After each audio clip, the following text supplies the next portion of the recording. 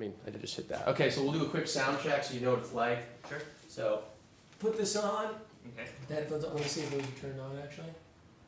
Let's see. Now they are. Perfect. Let's see. Can you hear my voice? Yes. How epic does that sound? Here, talk. Can you hear? Oh, I can hear myself. I know. Isn't this insane? Yeah. This is my favorite part. Is this what being on a radio is like? Exactly. This is my favorite part. I knew I was going to be a star one day. Yeah.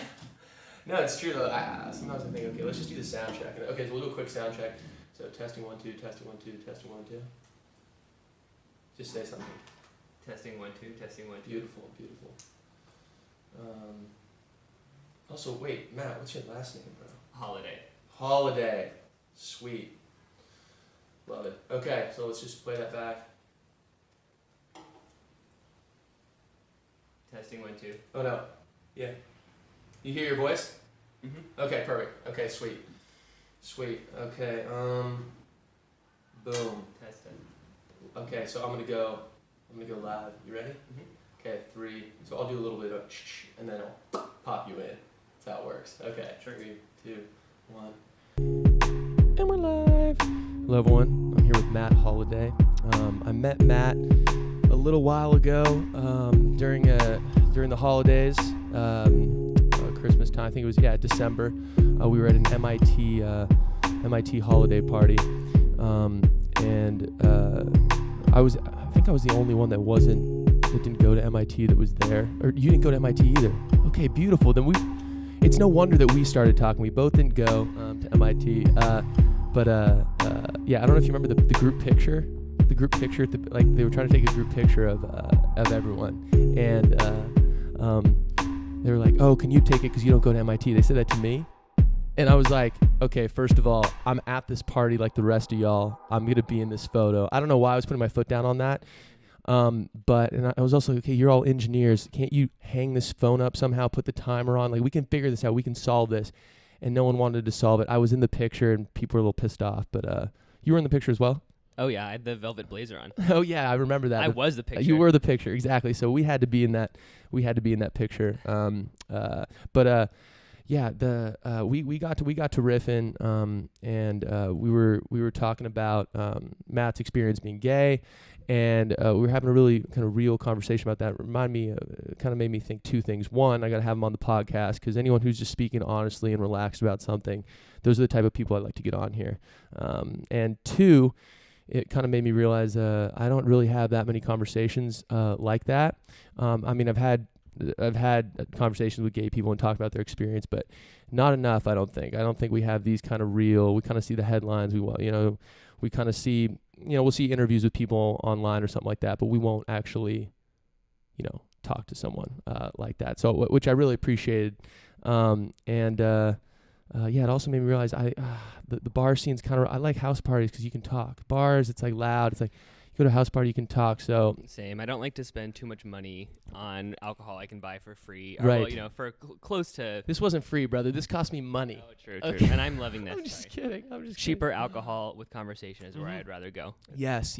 And I hate to sound old or try to be mature or anything, but it's like lately, within the last 18 months, I've noticed I'd so much rather go to a house party. I like music, but let's just talk to people. Let's just that's where all the action is. The bar scene, it's like it's expensive and it's loud. It's like okay, we get it. It's sticky. It smells like regret and bleach. Whoa, yes, exactly. Matt Holliday, Regret and Bleach. No, that's not a good title for the podcast. That's not my MO. Yeah, that's not your MO. That sounds weird. But Matt, thanks for coming on, brother. How you doing? I'm doing better for sure. Doing better. It's a nice Sunday. Got to stroll over here. It's a pretty interesting proposition. Like first thing when I wake up is, let's do this. Oh yeah, I forgot to reference that. So we met a few months ago. It's currently February 17th. It's a Sunday. I forgot which day it is, but do you even know what day it is? I think it's the 17th. I think it's the 17th. Okay, yeah, but every time I would text, yo, let's do the podcast. Like someone would come up, I was doing, I was kind of busy, I was doing shit, and then a couple weeks would go by, and every time I texted him, he said, he's basically like new phone, who dis. Like he would just wipe his phone after every conversation. So I have to re-explain the situation. Yo, remember it's me. I'm Dick. It's not personal. If I kept every single number in my phone, brother, there's the cloud. There's the cloud. Fuck the cloud. Fuck the cloud.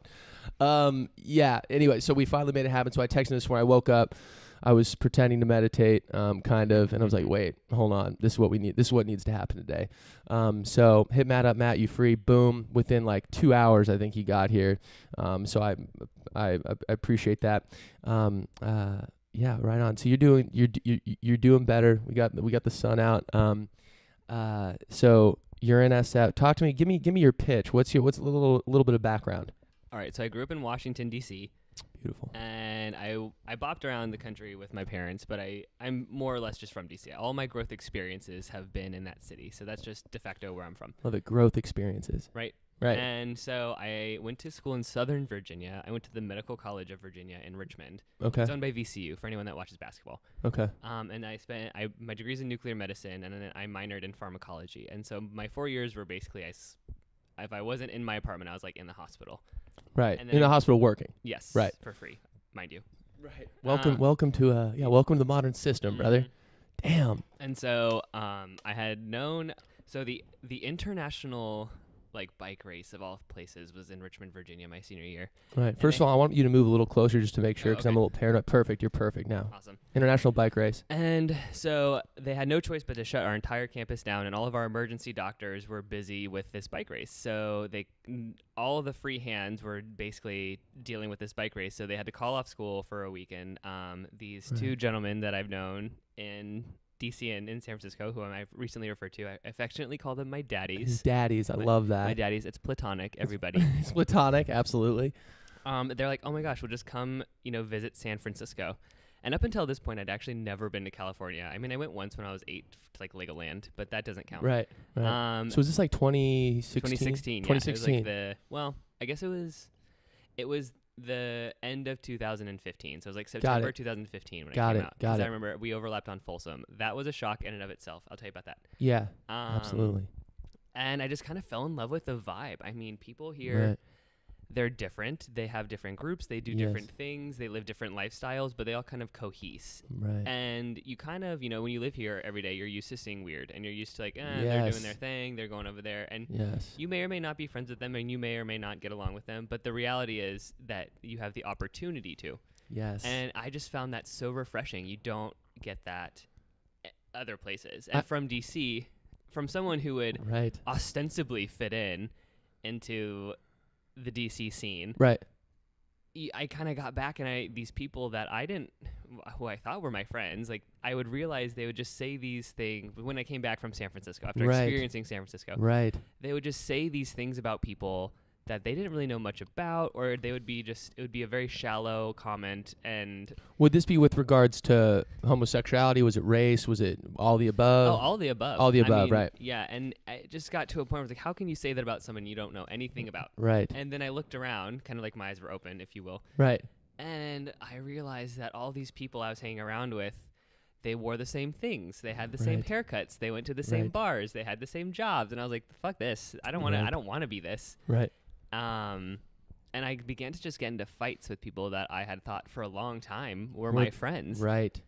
And then I just started to detach. And then by the grace of, I don't know, I guess the universe. Right. My daddies were like, hey, for your graduation present, because I was graduating that year. Right. If you want to come out here in San Francisco and set up your life, just come stay with us again. And don't worry about rent. Just get yourself on your feet. Right. And so I worked really hard, fired off all these apps. I think I applied to, you can even see on LinkedIn how many apps you applied to. Cause it was 583. Oh my I ended up applying for, yeah.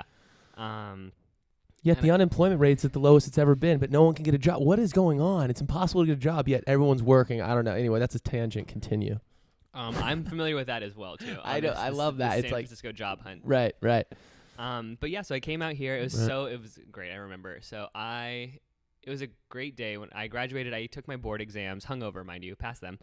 And I had a few days to say my goodbyes to my laboratory, which I was working in at the time, and I realized it was the night before. I purchased a one-way ticket to San Francisco on Virgin America, which is an intoxicating effect, just so you know. It's Right. super fun. A one-way ticket. Yeah. Oh, yeah. Okay, right on.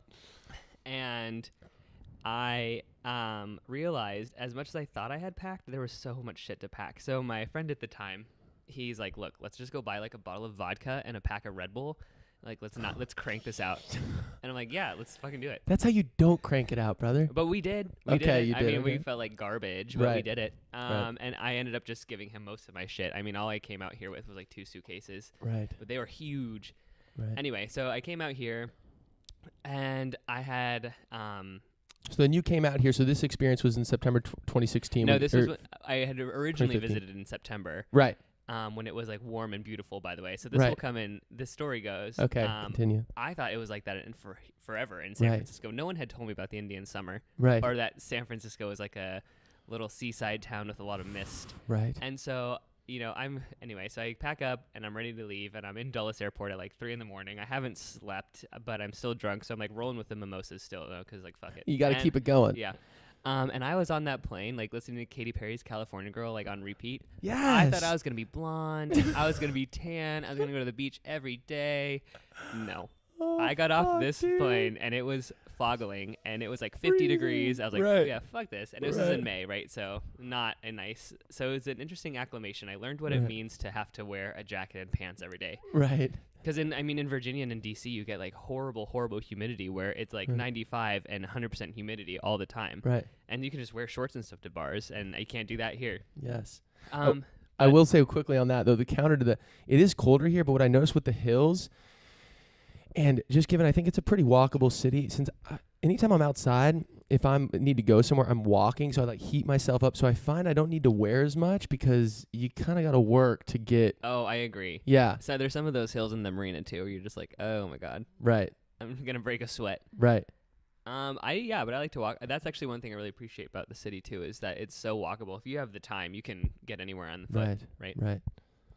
But anyway, yeah. So that's how I made my way out here, and then from there, I just kind of set up shop. Right. And you got shit started. So in your experience living in SF now, would you say that it is more like have you found that it's more open than obviously DC, but what about other cities that you've visited? Do you think there's something special about SF? Because SF does have that brand. And do you think it lives up to the brand?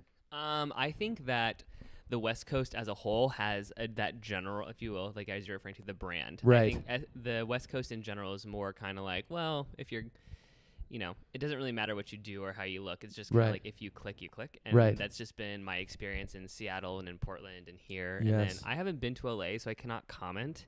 Right. I've been to San Diego, and San Diego's it's just Love that. it's a little bit slower. Well, For they have me. Legoland, brother. They do have Legoland. Right. I should go back. Right. Reminisce. Bionicles were my shit. Oh yeah, that was a Lego spinoff. Yeah. Oh, 100%. Right. And, Right. like, Right. the Harry Potter castle, my mother would buy me that for Christmas. I honestly had like a few $1,000s at least in Legos. I love it. But yeah, so I do like San Francisco a lot, and I agree it's super accepting. There are some insidious pockets that you'll Ooh. kind of learn about. Hit me. It's just it specifically in the gay culture, or even in just there's rings, if you will, that can be hard to penetrate if you don't know each other. So that's like there's a Okay. lot. Does that make sense? Like so there's a clicky? lot. Yes. Okay. Generally, I find it not Right. horrid, but Right. you'll experience them and you'll encounter them, and if you don't Right. really have a sort of in, then it's going to be difficult if that's in fact the clique you want to be in. Right. Right. Yeah. I've the kind of experience I've had with what you're saying there, and I've hung out, I've gone to like kind of dinner parties, if you will, with people like living in the tech kind of, working for big tech companies and kind of that. I don't work for a big tech company. I'm not going to pretend that, I am a software developer. I'm not going to pretend like, oh, like technology is everyone that works in tech. I work in it. I'm not dogging these people. What I will say is, I've been to some really boring, snooty, pretentious tech dinners. We're Right. like, oh my god, we work for Google. Right. Oh my god, 2 years, Right, and they're right. all wearing like the same stupid button-down shirt, yeah, and they're then just same- wearing a $1,500 worth of just things, and then the latest iPhone 10. I'm oh just god, like, but they're like boring as dry paint. Exactly. God, they suck. Oh my god, my opening line at a house party recently was I went up to this man and woman. They were just talking, and I was with I wasn't. They didn't. Me and my roommates, we walk in and we immediately just dispersed to just go wreak havoc. Not really, but I walked up to this couple. I'm like, okay, who here fucking works for Facebook? Like that was my opening line, and it was a joke. Like I'm just I like it. And and the guy said I do. And I literally wasn't. And took his credit. He was a cool guy, whatever. But it was just funny. Like, but the experience I've had like this. I used to think people were just dogging on San Francisco because, oh, there's so much money here that they're like creating all these cool things like Google, Apple, Microsoft. Well, Microsoft's in Seattle, but there's just that big tech presence here, obviously. And I thought people were a little jealous, to be honest. But really, I've gotten here and I've kind of had conversations with people that work at these big tech companies, that work in VC. And I've had some weird conversations where you're just like, wait, so the people that I saw bitching about you when I thought they were lying, some of the things that they're saying is actually true. A little out of touch, a little like... Oh, they're 100% out of touch. Right. Yeah. I guess, sure. And I've met a lot of people. So, I mean, I've made a lot of money, and I've also... I'm at a transition in my career, so Sure. I'm honestly not making that much money anymore. But Sure. You've been there. So I've seen both sides. You've I myself have sometimes, I will admit, I have kind of gotten a little bit too comfortable to the Lux life and had to come back down. Sure. But you kind of realize, and there's been people I've actually dissociated from because they are just so caught up in the bullshit. Right. And I've met men that are like 38, don't know how to cook for themselves because they get breakfast, lunch, and dinner paid for. They like... Right. And they made like one comment one time. I don't claim to be friends with this person, but there was like when Puerto Rico was in their natural disaster and no one was giving them aid, he made this comment which perfectly sums up how out of touch they are. They're like, well, why don't they use a Lime scooter to get out of Puerto Rico?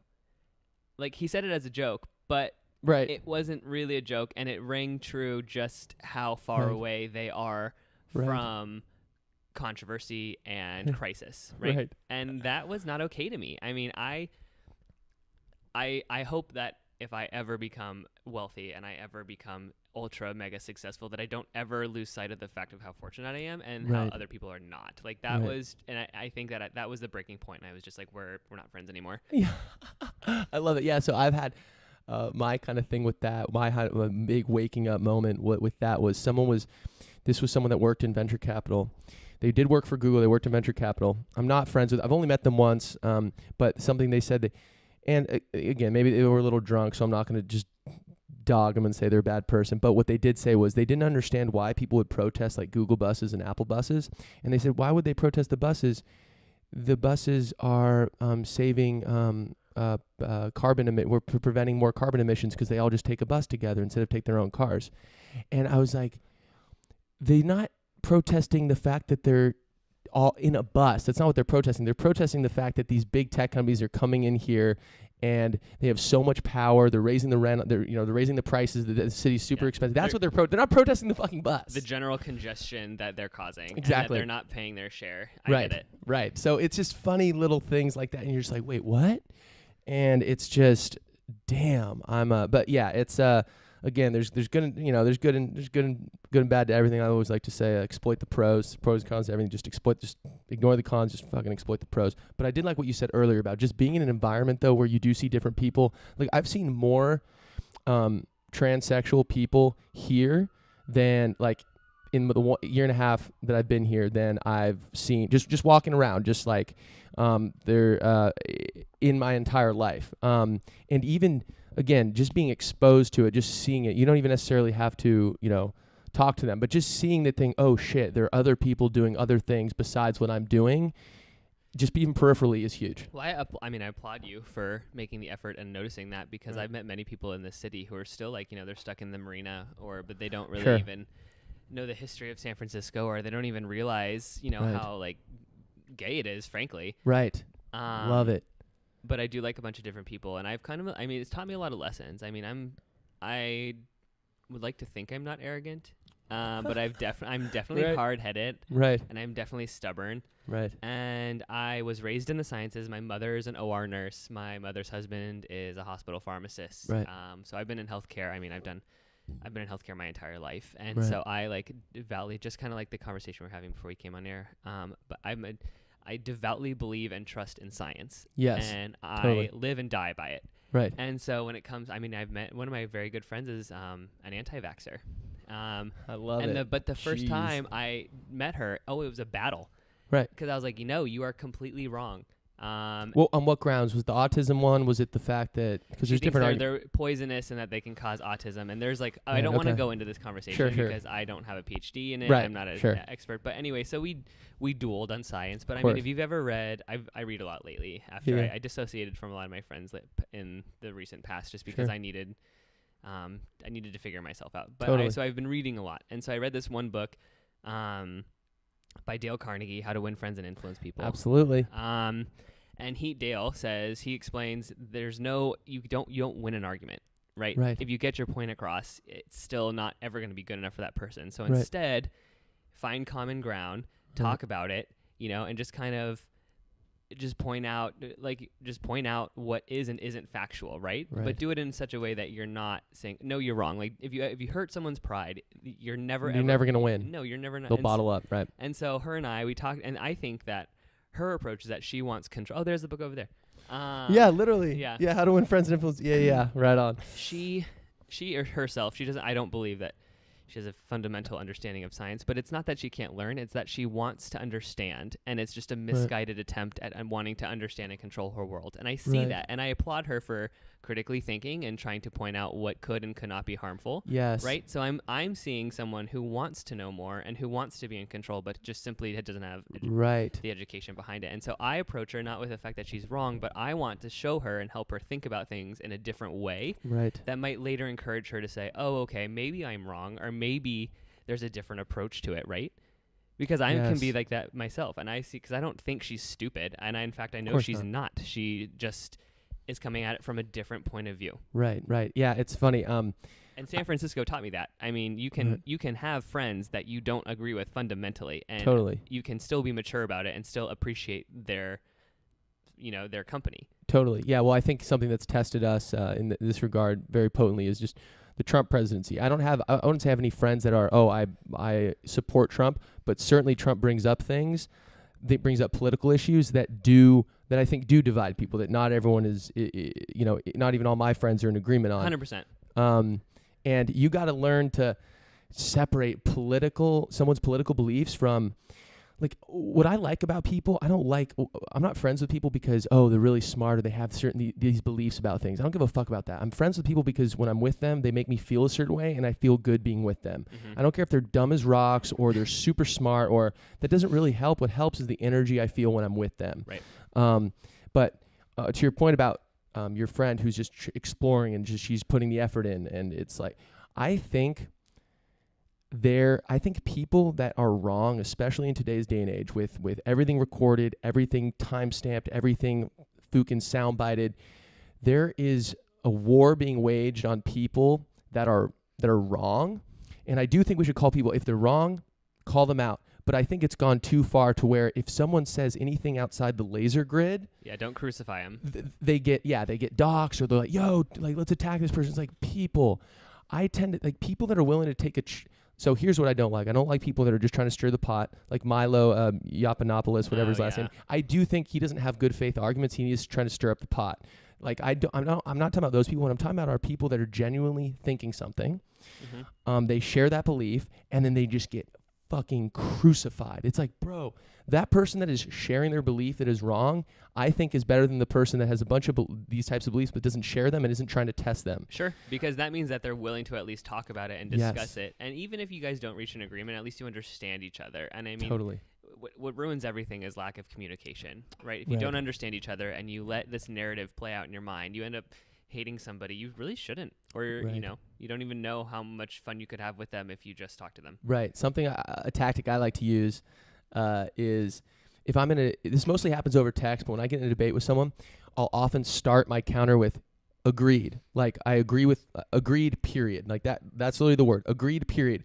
But so a lot of times I'll see people arguing. Most times people, I think, talk past each other. They're not actually, I mean, this anti-vax thing, obviously, like, you guys were not talking past each other, but a lot of discussions, I think, these people are arguing two different things and they don't realize it. Like, I think there's more agreement than people realize. So like when you say if you're going to hurt someone's pride, automatically they're going to bottle up. And even if you start like saying things that they agree with, they're already just writing you off. So I like to say, yo, I agree with that, but this is what I'm saying. Like it's a tactic I use. Maybe I should write a book, how to agree.com. Stop. True. Okay. Right on. Okay, cool. Yeah, first of all, loving where this is going. I do want to talk more about, first of all, do you say gay, homosexual? What's a word that... Say gay. Just say gay. That guy's gay. That guy's gay. I'm gay. You're gay. Everyone's gay. Everyone's gay. Everyone's a little gay. Yeah. Yeah. Okay. So gay. So I'm curious about that. I'm always curious with words that people decide on or use. Or does homosexual feel very like kind of, what's the word, technical? Damn homosexuals. Damn homosexual. Okay. Interesting. Okay. Kind of. It's like, how you call this is perhaps not an accurate comparison, but Sure. when you call someone who's black, just when you say African American, Right. they don't. It's just kind of over technical and oversensitive, and Right. honestly, they probably don't really associate that much with Africa, right? I mean, I've met Sure. tons of people that get pissed, like, I'm not from Africa, I'm American, Right. call me black. Right. Well, it's like, I'm Italian. You would never call me Italian American. Yeah, no. Like I am American. Yeah. I think that's an interesting, I think that's an interesting point. So gay. Okay, cool. I was just curious about that. Something I wanted to ask about, was what is something that people that are okay with gay marriage, people that have no moral problems or no whatever problems with gay people, men or women, what is it that they don't understand about the gay community, gay culture? What is it that, because I understand, obviously there's people that we know don't understand. The people that don't think being gay is immoral or not natural or whatever reason they have, I'm not interested in those people. We hear those arguments all the time. What I don't hear is, okay, the people that are okay with people being gay, okay, what is it that they don't understand or that you wish that they understood? I would say that, especially coming from men ask me all the time, like, oh my God, you just have like sex all the time. Like, interesting. Did I ask you that? No, you didn't. Okay, I was gonna say, thank yeah. God. Thank God. That's just a weird. We have our own struggles, right? All God's creatures have their own struggles. Right. Are you religious? Spiritual. I don't. Spiritual. Okay. Yeah. But do you believe there's a God? I believe there's an omnipotent being. Right. Omnipotent, I guess is the word. Does he or she, whatever? Yeah. Does that being? It's obviously not gendered. We're chill. Does that being have, like, do we still did that being create us? I don't know. Or you don't get caught up in that? I'm not really. I haven't really refined my philosophy on that. Right. What I kind of think, may I draw it out for you? Oh, I love this. Okay, so let's get you a fresh page. Of course, this is my roommate's. All his notes are okay. We're good. I kind of view the spiritual world as like two spinning tops together. So, okay. If you can imagine this, and then we'll show the camera too when you're done. So okay, so this is kind of how I view the spiritual energy of the universe. So you have the greatest good, and then you have, or I guess so just kind of like how magnets have a positive end and a negative end. Right. This is the positive end. This is the negative end, where there's only one person, because that's the absolute point, right? But in here, this is a 3D model. So in here, there's all different types of energies on the spectrum of, say, good, evil, less powerful, more powerful. But the reality is most everyone is kind of in this, in between, in the middle. In the middle. Yeah, where there's, they're all mostly balanced, and then they're of like the least amount of energy, because their energy still exists down here. It's just in the negative form, and energy still exists up here, but it's a positive. So is this form. basically good and good at the top, evil at the bottom? Yeah. Okay. And everyone exists within this spectrum. Sure. And you will most of the time just kind of find everyone here, but sometimes you'll encounter someone here or somebody here, and you'll know. Right. Here, I'll just flash this to the camera a little bit. I think we explained it pretty well over audio, but yeah, most people exist in the middle. I'm curious. Anyway, that's your digress. That's that's the church of Matt Holliday. I love it. I would actually agree with that. I think that's true in a lot of things, not even just spiritual or existential questions, but people that in any debate you'll hear mostly from the extremes, and turns out a lot of people are somewhere in the middle. Like the people at the ends of the spectrum, I think often dominate the dialogue, And it's like, shit, man. I think a lot of us in the middle, I think we like watching it like on CNN, or we like watching like, oh, look how extreme. But it's like, damn, why can't. It's not reflective of, I think, the greater, what people actually what people actually believe.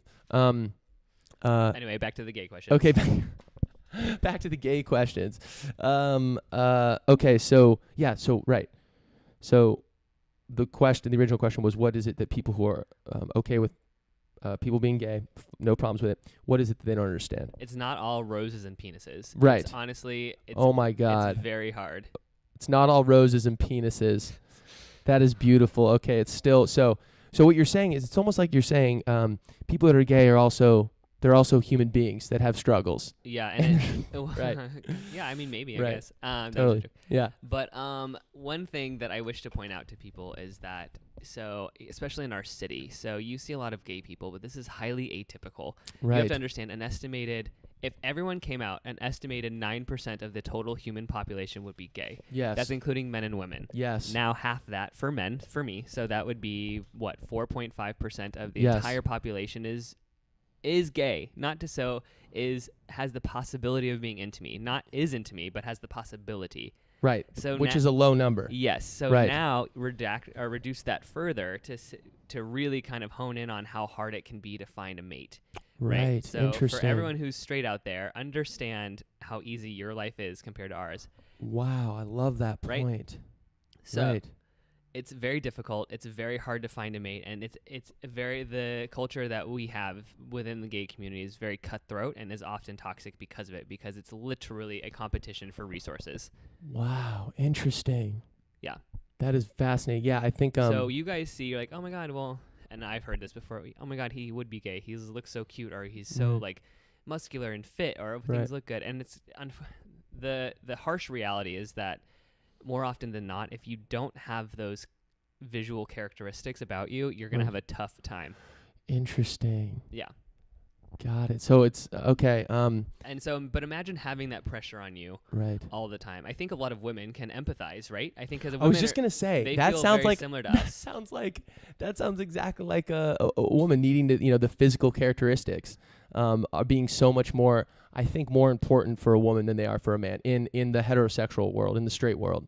But also, obviously, it's the same in you feel that experience in. So I think women can understand where I'm coming from, but it's like that regardless of your position in the gay community or what you like, or it's really pressured. And you'll find people who don't feel that way at all, and then they're blessed, and I'm happy for them. Right. But I feel a constant pressure to always be the best and do the best, because I have this underlying, perhaps wrong, fear that if I'm not the best, then I'm not ever going to get chosen. Right. Right?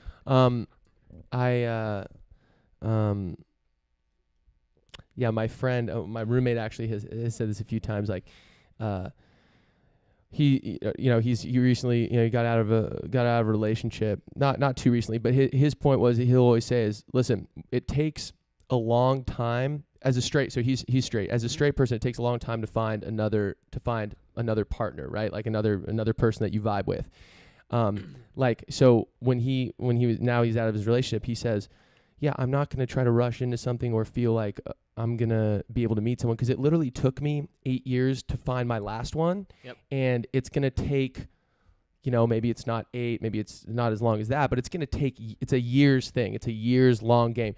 So take that game with straight people when there's so much more choice, so much more option, it's so much more out in the open, and then shrink it down to what you were saying, and it's that much more difficult. I think that resonates with me for sure. So I think people just don't really understand just how the odds are against us in general.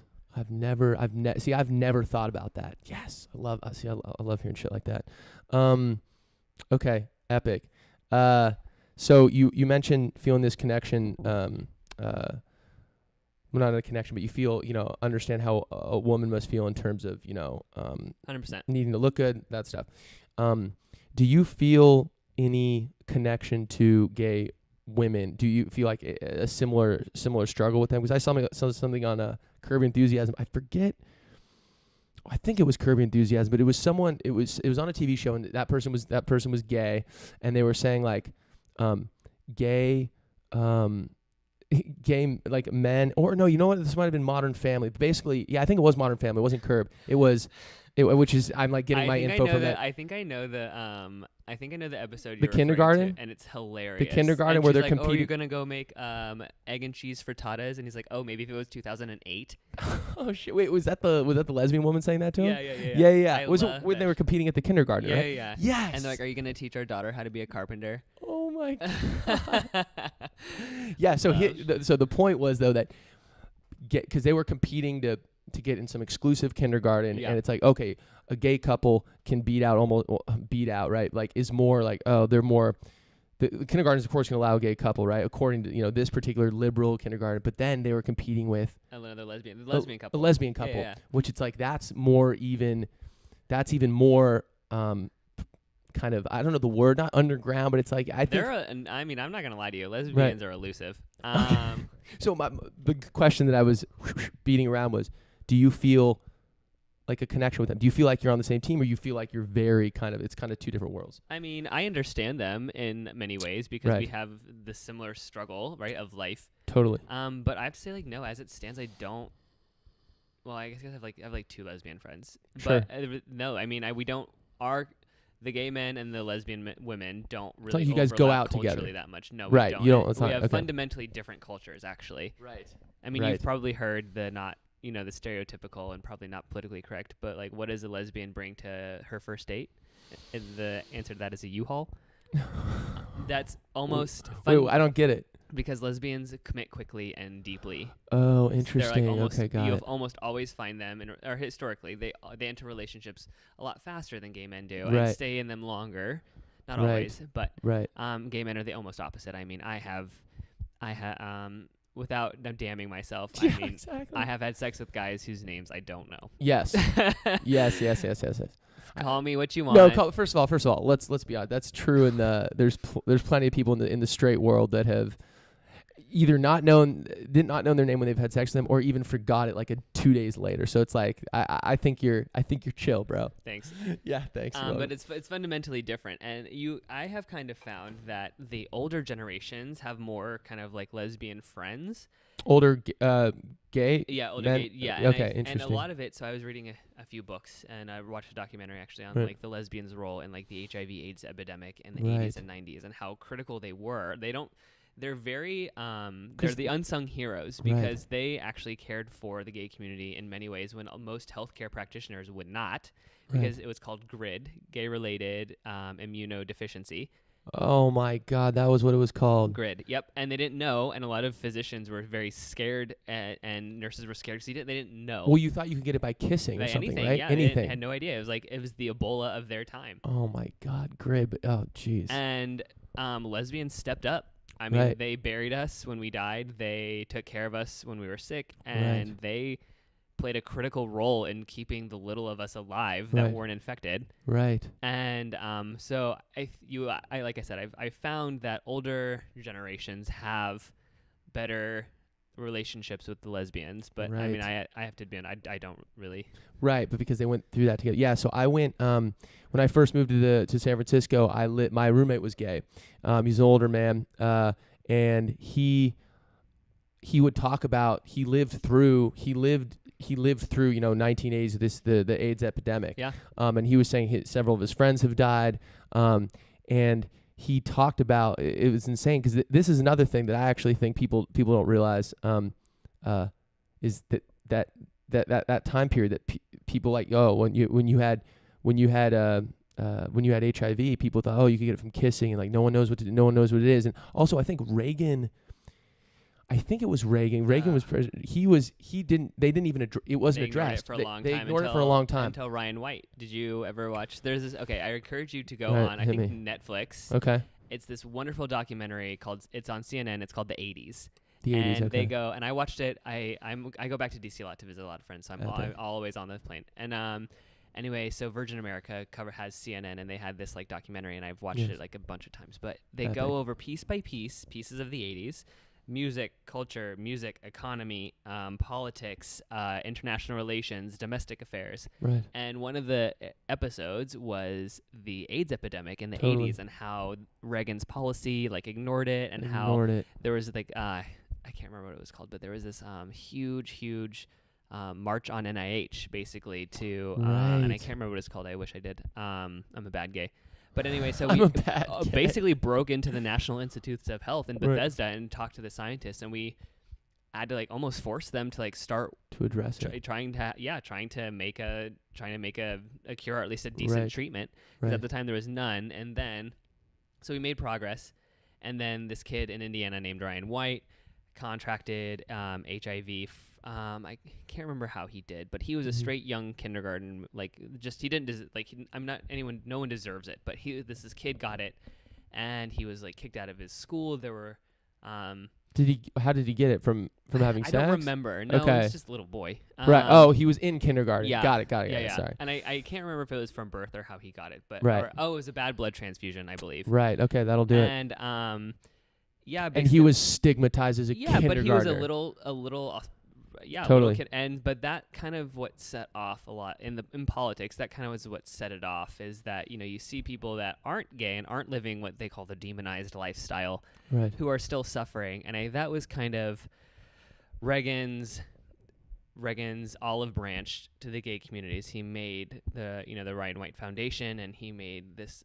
He was able to allocate all this money to AIDS research that eventually would pay off. And nowadays, it's not really a big deal. You take a pill a day, and you're probably going to die in a car accident or diabetes before any of that stuff will get you. Right.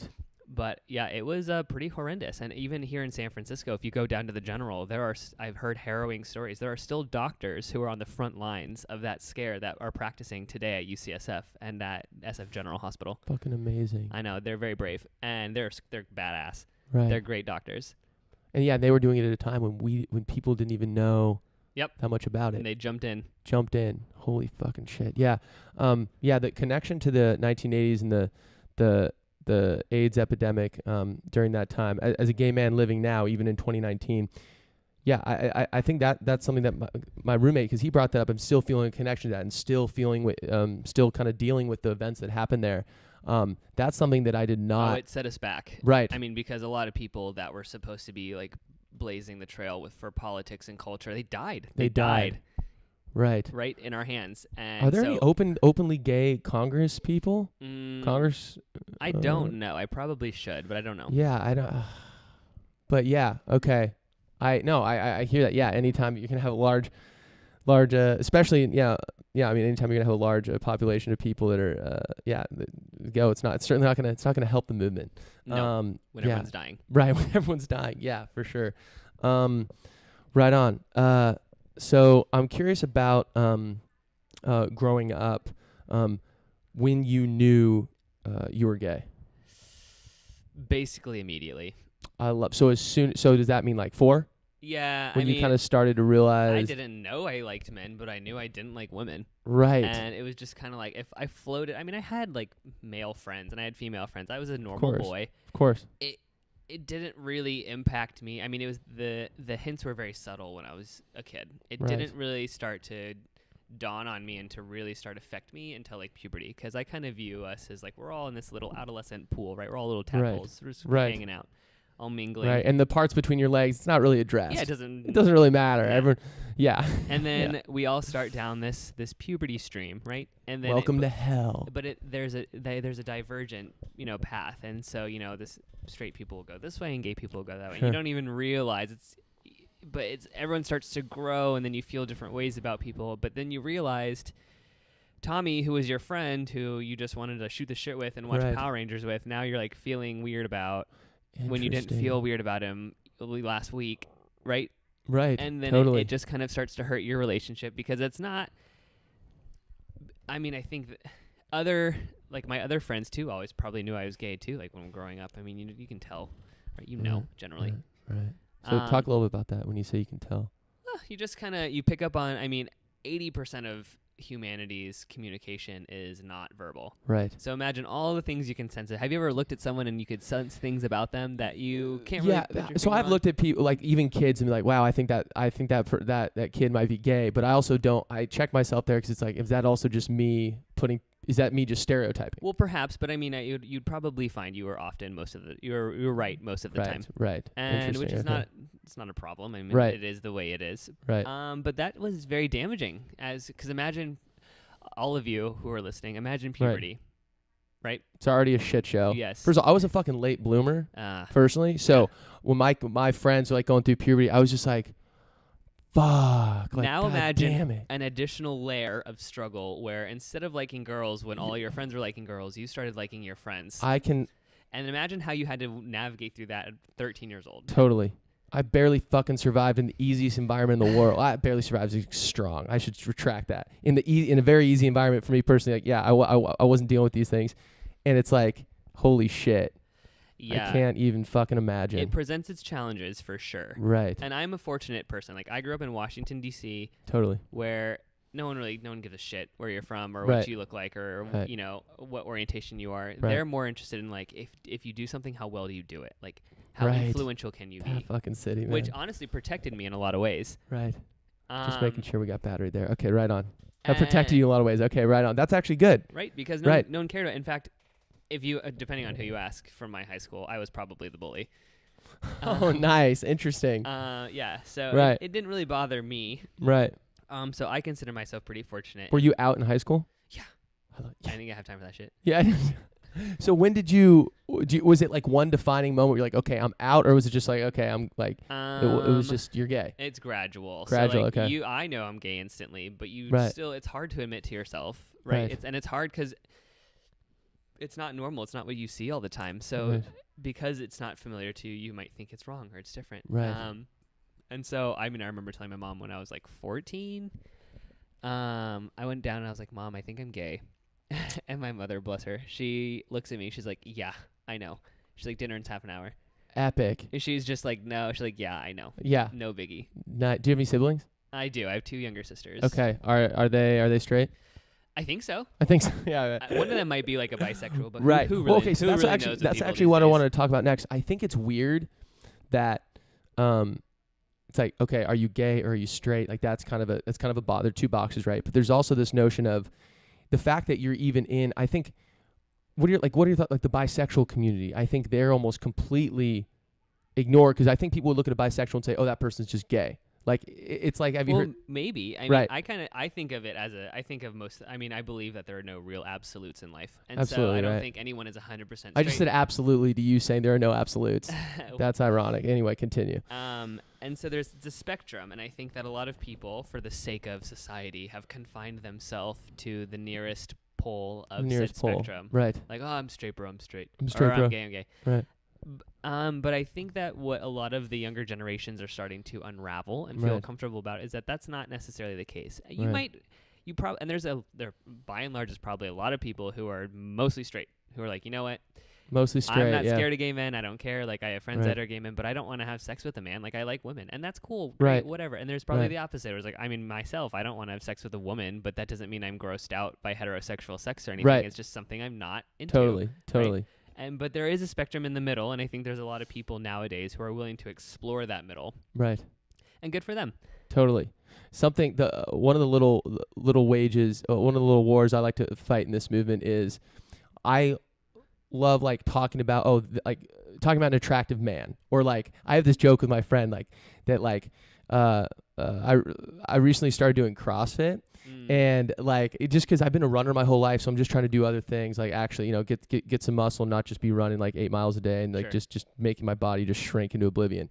But it's interesting because like I'll look at these dudes that we're working out with, and I'll be like, damn, like these dudes look fucking epic. Like that like, either I want to look like that, or like, okay, that's a fucking beautiful human right there. Yeah, you can appreciate that. You can appreciate that. Sure. Yeah, I in fact like looking at like appreciating their body, mostly because I'm a man, so it's like, okay, well, I want to look like that. That'd be sick. Like appreciating that. I think so.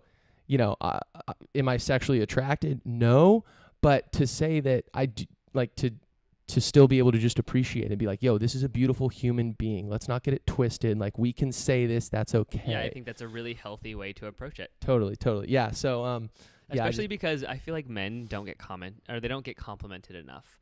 Like I feel like men, it's very weird to compliment another man on something. Just like, Right. I mean, I like your beard. Right. Totally. I can't grow right. one, but I like Right. it. But that doesn't mean I'm not hitting on you. I'm not. Right. I'm just. It's saying. funny because I say the same thing about dudes. Like I used to love. Like I said, I was a late bloomer, Yeah. so like couldn't grow facial hair till like later than I think your average male. And I would just like, oh, like, dude, you have an epic beard. I love fucking saying that to dudes. I love saying that. Yeah, and people get it twisted. Yeah. It's just, no, it didn't mean anything. Right. Chill out, kid. Yeah, chill out. Yeah. Okay, right on. So when you were 14, tell your mom, she's like, yeah, I know, dinner's ready in 30. Were there certain people that you still hid it from? Maybe grandparents, maybe certain teachers, anything like that? Or was it just kind of, you were pretty... No, pretty I mean, open? I never really hid it from anyone, but it wasn't, Right. I don't generally prefer to talk about my sexuality a lot. Totally. Just because it doesn't define me. Right. And for those listening, you've probably met someone whose defining personality trait is the fact that they are gay, Sure. right? They're kind of boring otherwise. Right. And that's just like not what I wanted to be. I didn't want to present myself as I'm Matthew, the gay man. I was going to say, yeah, the gay, right. I wanted to approach somebody with my knowledge or my humor, or maybe they're just attracted to me. It's like, oh, there's that man over there. Right. I don't want to just be the gay man. Totally. And so I don't talk about it a lot. People might know, they might ask me questions, and I'm okay talking about it. Right. If Thank I'm you. prompted to. Right.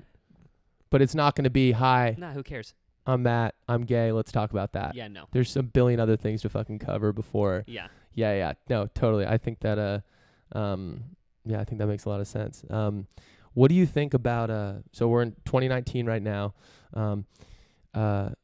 As douchey as this sounds to say, I don't know if this is douchey, but I remember Macklemore came and performed at Boston College. He has that song Same Love, and he said on the stage, he said, I think we're living through, one of the biggest civil rights movements, in history right now, the gay rights movement.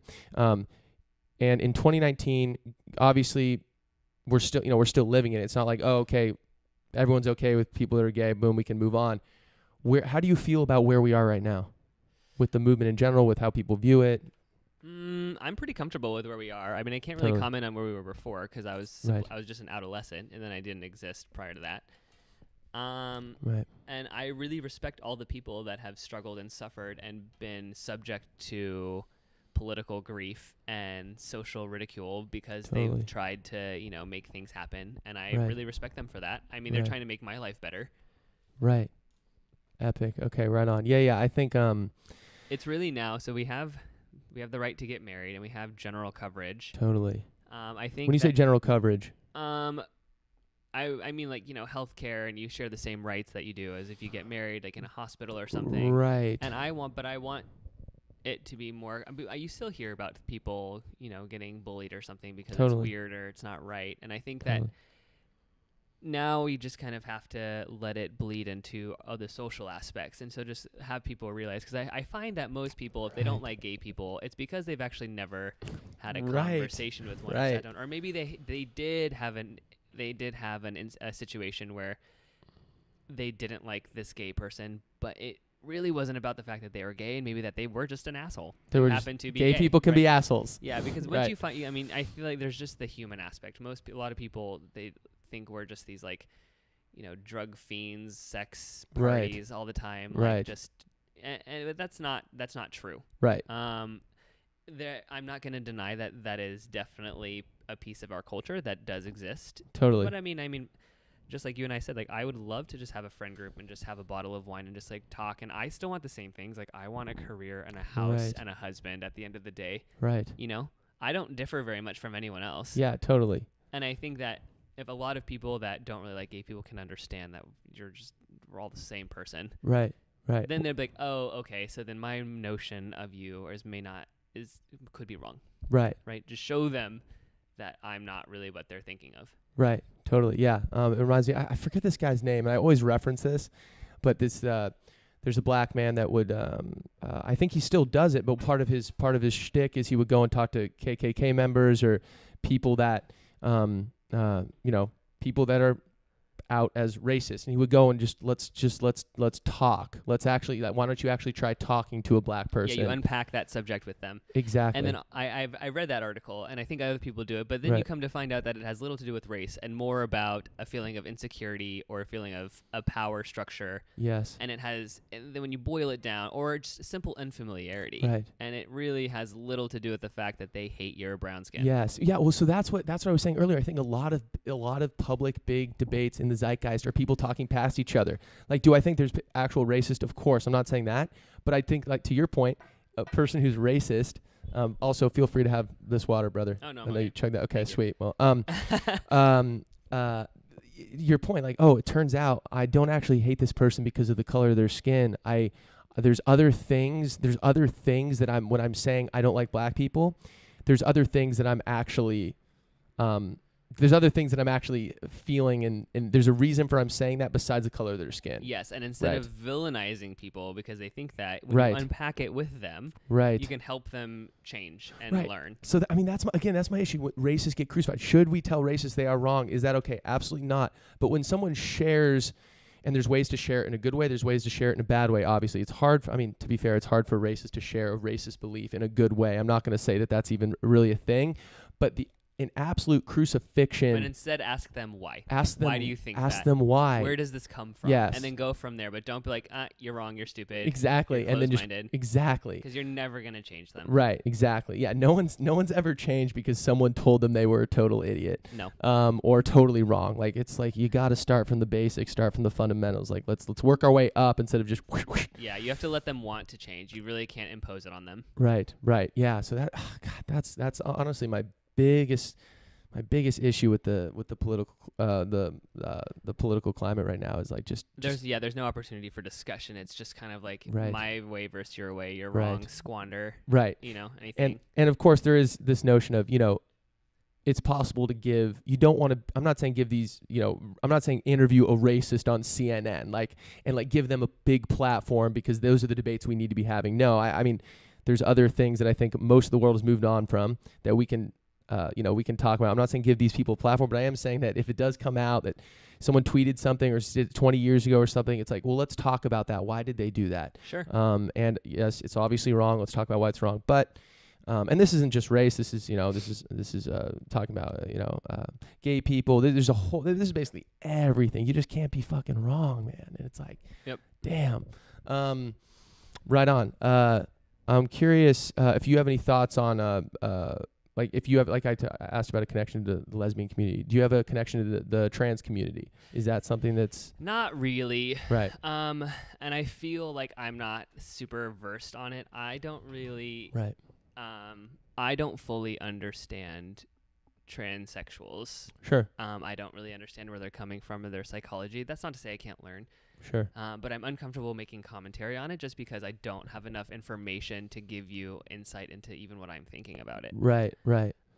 Yeah, I think I'm probably I'm in a similar boat. I mean, yeah. So I'm not going to start pontificating on the trans movement because I just don't agree. I don't know much about it.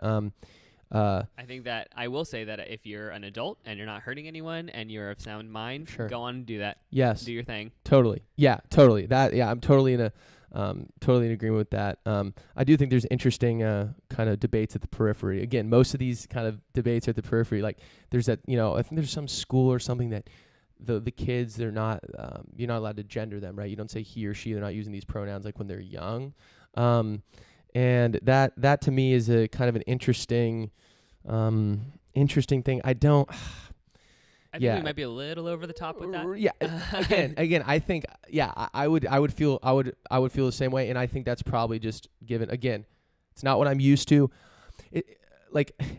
That's another example. Like, it's not even okay to like say, okay, I'm not used to that. Like, or I need to learn from that. Like, I do think that's okay. I think that's okay, but I think a lot of people will still get attacked for that, for not being completely understanding of everything right off the bat. Sure. But yeah, I think okay, cool. I was curious about that.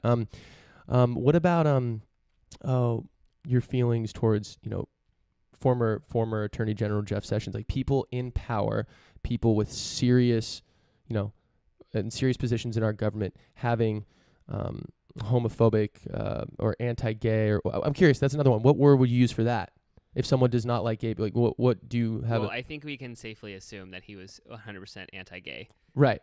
But would you call him homophobic or? Yeah. Well, okay. I mean, I'm just curious the word, like what either or. It's either like, or. it's okay. The same. Okay. I feel like it's the same. But it's like you prefer gay over homosexual, right? Yeah. So do you prefer anti-gay over homophobic? No. Okay, it's one. Okay, got it. Words. Cool. So I'm curious. What are your thoughts on that? Besides, obviously, he continues to be, and is a threat in many ways. Right. Presumably because he is not an anomaly. Right. He okay. is but of one person who managed to get to that office, who holds beliefs that I'm sure a lot of people from his generation still feel. Right. So you have to constantly be on watch, and you have to fight the little battles, because if you sleep on them, then you're gonna get people in charge of you who fundamentally don't like you, right? And then you're in trouble, right? And so he might be gone for circumstances beyond any of his views, right? But I think that you have to be vigilant, because if you are not at this is a critical point in time for us, and if you are not defending what we do have, then people are going to destruct it. Right. Totally. Someone like him, like I said, who is in charge, poses a real threat. Totally. I think this goes back to what we were saying before, which is just that it's almost, in some ways, it's good for people to share dissenting beliefs, or share their beliefs, even if they're wrong and generally considered immoral, whatever, because at least it's out there, and then we can talk about it. Sarah Silverman, I saw an interview with her. She God, who was the guy that directed Passion of the Christ? Mel Gibson. Oh yeah. Remember, he made some anti-Semitic stuff in his past and stuff like that. And she said she used to love when stuff like that would happen. Sarah Silverman's Jewish. She would say, "Thank you." She loves when that stuff leaks out, because yes, we can finally point to it. We can say, this person, like, we can point and say, this does exist. This isn't something that we're just making up and saying, oh, like, right. This isn't an issue anymore. We can point to it and have a conversation around it. Oh, and the reality is, people like to believe that, oh, well, racism's not real, it's gone. Right. No, it's there. Totally. You just might not have experienced it. Totally. And same thing with homophobia, right. All that stuff. Right. In some ways it's good. It forces us to talk about these things. I'm curious, and we talked a little bit about this at the party, and that is this notion of, and this is something that I wasn't really familiar with, but this notion of being a bottom or being a top in a gay relationship. Mm-hmm. Like, that's not. Can you kind of walk through that? Because I don't know if there's necessarily, and correct me if I'm wrong, if there's an analogous situation in a straight relationship, but I'm curious your thoughts. Okay, so first of all, what is it? Okay, hi everybody. Hi everybody. Sex 101 with Mathew Holliday. Yes. Welcome. I love it. Yeah. So gay sex. Let's talk about gay sex. Let's talk about gay sex. Seriously. The top is the pitcher, the one who inserts, if you will. Right. The bottom is inserts his penis into the rectum. The bottom takes it. Right? Yes, the bottom takes it. Got it. And then there are people called verses. Those they are switch hitters. Okay, verses. Got it. They can do either or. And then, like I said, it's a spectrum. So there are people that perhaps want to top 70% of the time and bottom 30, and there are people who want to bottom 30% of the time and bottom 70 and top 30. Right. Right. In my experience, there's a lot more verse and bottoms than there are total tops in this world. Interesting. Yeah. Okay. And why that is, I have absolutely no idea. That was my next question. I have no idea. Right on. And how big of is there an analogous situation for straight people? Like, is there an equivalent, I guess? Is that if you're a woman, you could probably understand me. Imagine going to a school that was 65% women and 45% men. And so imagine your competition. I've often even found that, so there's a lot more, because there's like the verse and the whole bottoms kind of outnumber the tops. Right. And in an ideal world for me at least, I'm a bottom. Okay. Right. And I want like a top, and I want to like find him, and I want to have a relationship, and I would like to get married, and blah, blah, blah. Right. But there's a lot of competition out there. Right. So first of all, you already mentioned your 4.5%. Like 4.5% of men are gay, or excuse me, of humans are gay. Yep. or gay. There's 4.5% gay men. Yep. Then you shrink that down even more because you're looking for someone who's who's the complement of your sexual preferences. Yep. Right. Yeah. So do you understand how the odds continue so now we're to talking not work in our favor? Right. And because there's more bottoms, there's less tops to go around. Wow. So now we're talking about, brother, we're talking about 0.5% or something. Yeah. Holy shit. So you understand why the pressure is unreal. Right. In the community to look your best, to do your best, to exceed and excel. Fuck. Because there's a real. Is this partly why gay men dress so well and like are trying to like? That's generally kind of a stereotype. Okay, men dress well. They look well. Like they look good. They have a nice place. I mean, yeah, spot on. And that's really what this boils down to. Holy shit! I never thought about that. If you're not. I just thought they like nice things. I think that's what most people think. Oh, they like nice things, but no, there's more to it than that. Yes. Right. 100%. And so you have to understand there's just a lot of pressure, and and it also gets really toxic, right? Totally. If you're not able to kind of deal with it. Right. So you understand our struggle a little bit more. Right. No, it can be hard, and actually, even oftentimes, I have found that the bottom is even more attractive than the top a lot of the time. Interesting. Just because it's kind of like, well, that's the competition, and I mean, not to say that. I don't know. Yeah, they're not settling by any means, but it's just I just kind of noticed that I find a lot of the bottoms I've seen in relationships technically more attractive. Right. By societal standards. Yeah. Oh, yeah. Interesting. So okay. So fuck you, tops. Yeah. Fuck you, tops. Well, they'd be fucking you though. Right? I don't know. So is a top necessarily the dominant one in a relationship? I would say generally. Generally, okay. I mean, it also depends on personalities too, though. So I have a very strong personality. I have Absolutely. no idea who I may or may not end up with at any given point. Right. I mean, I could wear the pants and I could be in charge, but still, when it comes to bed, it could flip. Right. And I think a lot of that is also boils down to psychology. Like, I like to have control over my entire life. So maybe I kind of give up control in the bedroom, and that's why I prefer to be like a bottom. You know what I mean? Right. Totally. So I think about that a lot. Like, maybe that's just kind of my trade-off. That's how I kind of find balance. Right.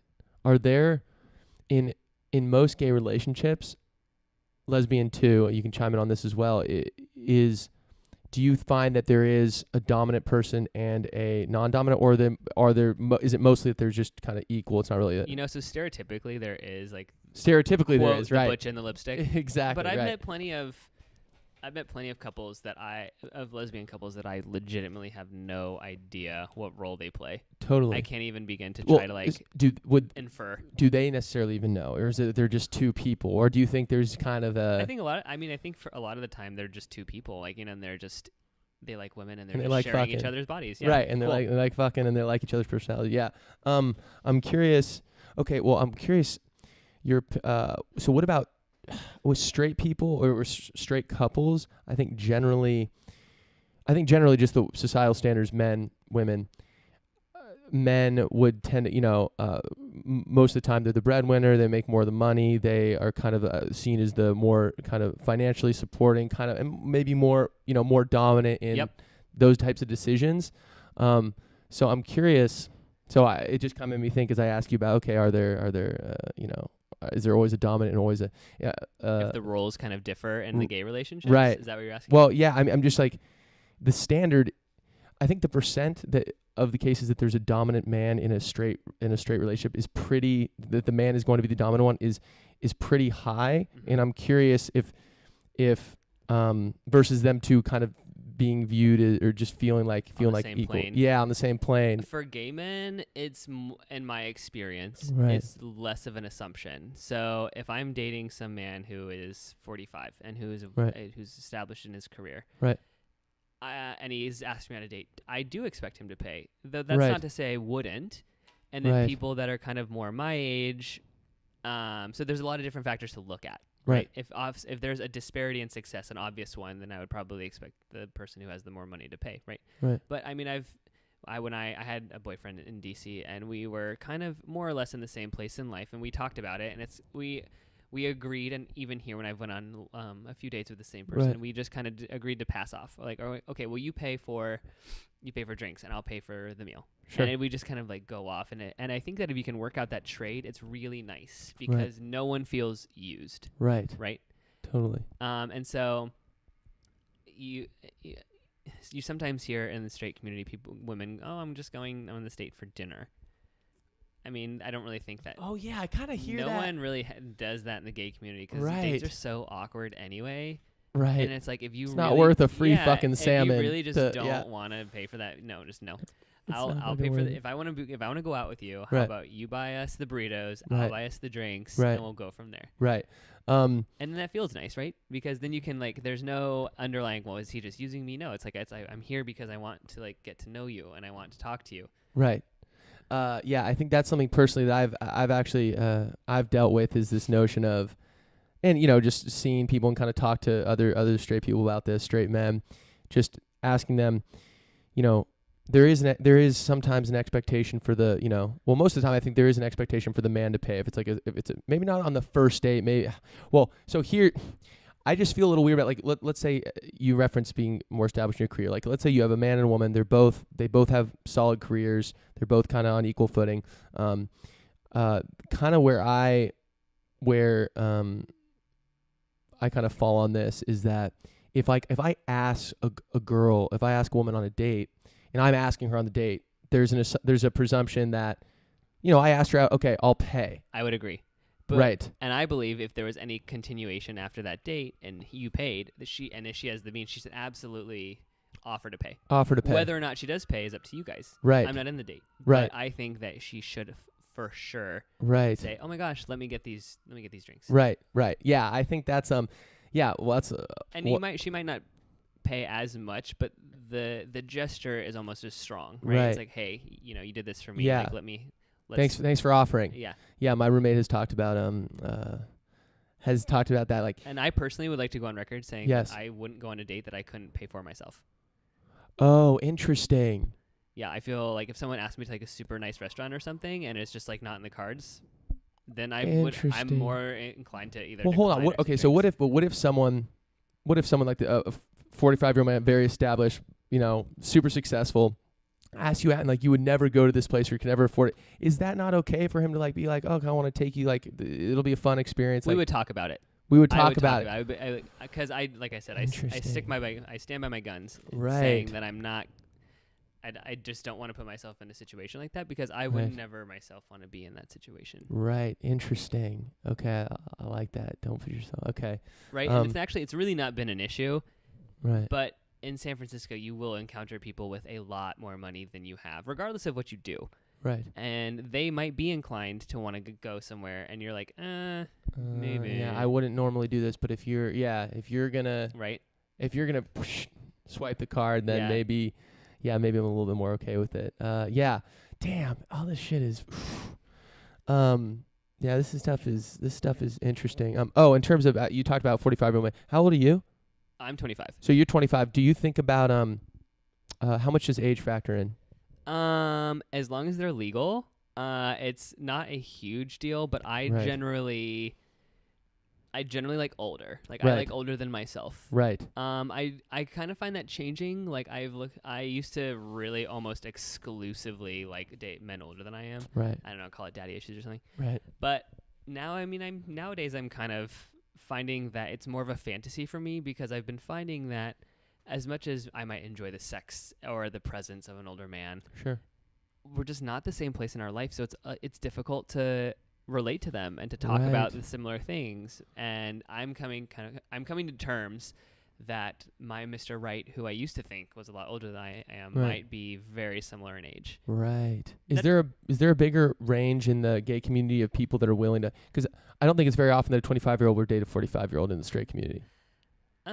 Or I would say maybe. I would say that gays probably don't place as much weight on factors and metrics like that as straight people do, simply because we just don't have that much to choose from. So if you find that 45-year-old is sexy and he's nice to you and you think you could try to make it work, you don't have a good reason to maybe not try it. Right? Well, hold on. Okay, I got a counter. Okay. To push a little bit.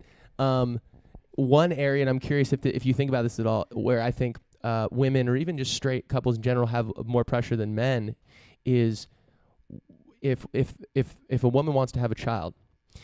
there is a bit of a ticking clock there, right? Like the older, if you're in your later 30s, it's, you can still do it. It's just more risky. Yep. Whereas, so if you're a woman who's on the dating scene and you're like 30 and you want to have a kid, you're starting to think about, okay, I kind of want to don't want to, mess with a fuckboy. I kind of want to meet someone that's, maybe possibly going to go the distance with me. Yeah. There's a little bit of a clock there. Yep. So women they have it tough, I think, in a lot of regards. You respect them. They have it hard. Totally. So I'm curious, do you think about that at all? It's like, oh, wow, I don't even have to fucking think about that. No, but at the same time, it's like, so I myself am very comfortable alone. I know who I am. I am comfortable by myself. I make my own fun. Right. But I don't necessarily want to be alone forever. And so I think that, nor do I believe I will be alone forever. But I want to find somebody just like everyone else. Like you want that one person to, you really want that one person to just kind of share things with, right? Right, absolutely. And so I think I don't have a time clock, but I have a nagging, I just want someone. And I think that's motivation in and of itself to want to find something. Right. Yeah.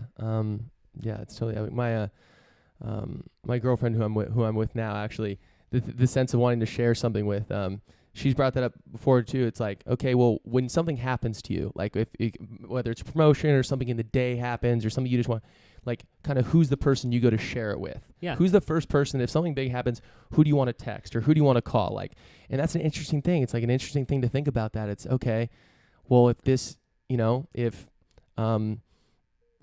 your go-to person is hopefully you're with them, if that's kind of like finding someone that is your go-to person sharing things is a big, I think, kind of factor in, okay, is this someone that is, you want to go the distance with, or at least, be together. Yeah. Yeah.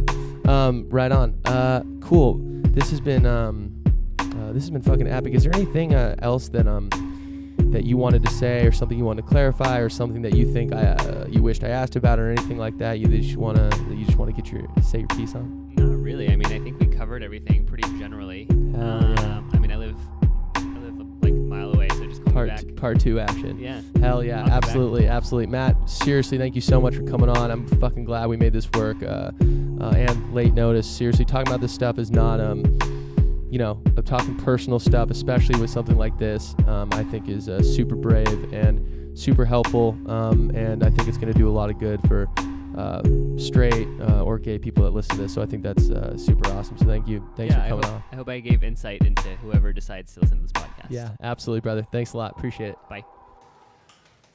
Dude, that was epic. You like that? That was epic, dude. That was an epic riff session. That was like, I haven't done one since November. Oh, wow. Because I just had some, the holidays, and then